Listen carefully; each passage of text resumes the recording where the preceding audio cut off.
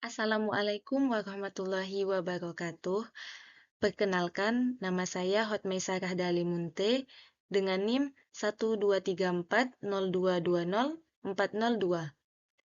Pada kesempatan kali ini, saya akan menjelaskan mengenai teori-teori kriminologi, yang mana teori yang akan saya sampaikan adalah teori psikoanalisis, teori netralisasi, teori pembelajaran sosial, teori kesempatan, teori rangsangan patologis, dan teori interaksionis. Yang pertama, teori psikoanalisis.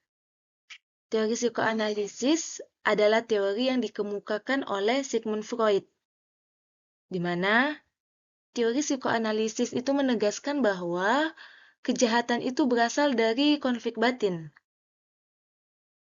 Teori ini menghubungkan perilaku kriminal terhadap suatu konsiens atau hati nurani.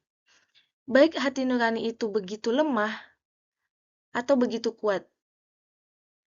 Saat hati nurani merasa terlalu kuat, maka ia akan terus timbul rasa bersalah.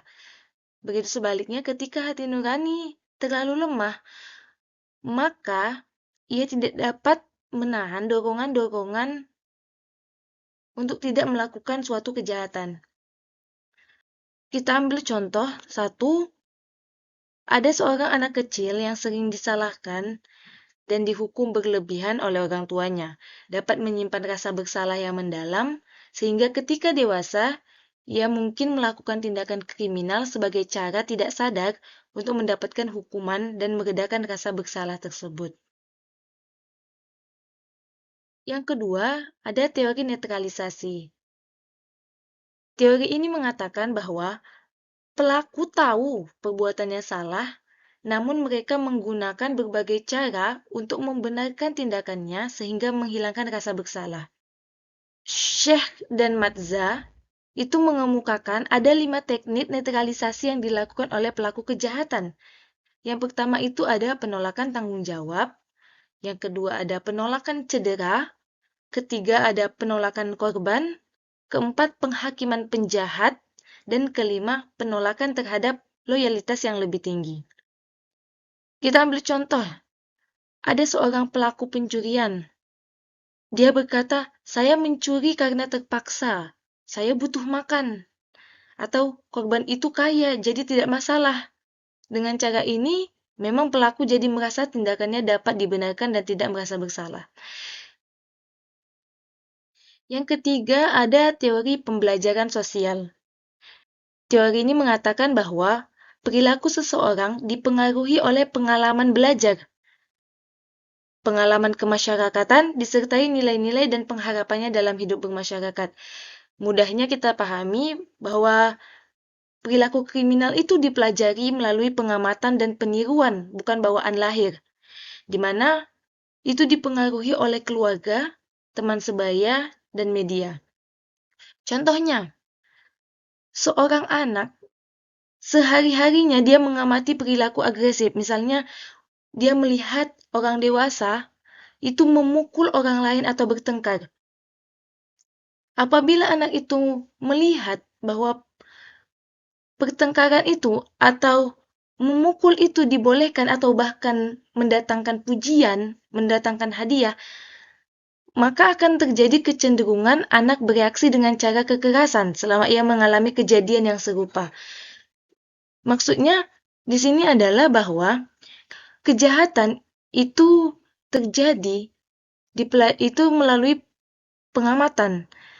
Ketika anak melihat orang dewasa itu melakukan kekerasan dan dampak dari itu dia mendapatkan pujian, maka anak akan berpikir bahwa itu adalah hal baik dan ia akan melakukannya juga untuk mendapatkan pujian.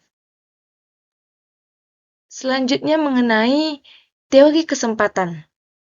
Richard A. Cloward dan Leo Ohlin dalam bukunya Delinquence and Opportunity berpendapat bahwa munculnya kejahatan dan bentuk-bentuk perilakunya bergantung pada kesempatan.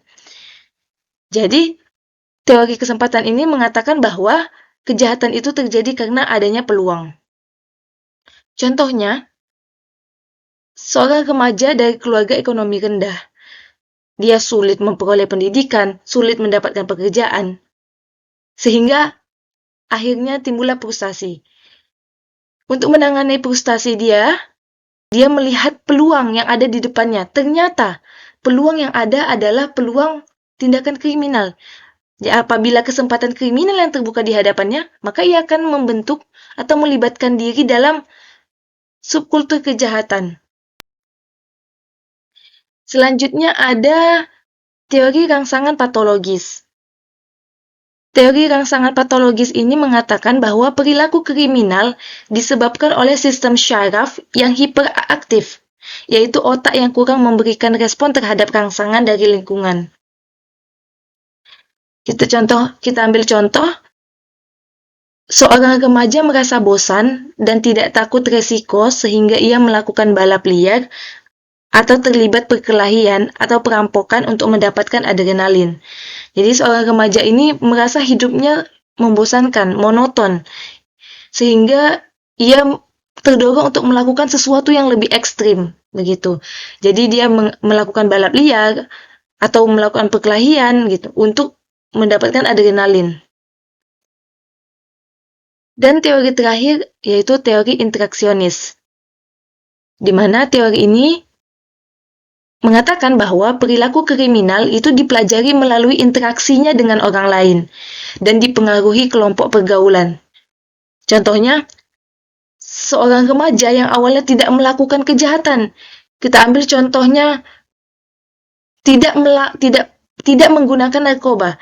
Tetapi setelah dia bergabung dengan kelompok menyimpang, dia bergabung dengan kelompok yang menggunakan narkoba, dan dia menganggap ternyata penggunaan narkoba itu wajar, maka remaja tersebut akan melakukan perilaku kriminal tersebut. Remaja itu akan mencoba menggunakan narkoba dan akan terus berulang begitu. Jadi, perilaku kriminal menurut teori interaksionis ini mengatakan bahwa perilaku itu dipelajari melalui interaksi, begitu. Mungkin hanya ini yang dapat saya sampaikan, kurang dan lebih saya mohon maaf. Wassalamualaikum warahmatullahi wabarakatuh.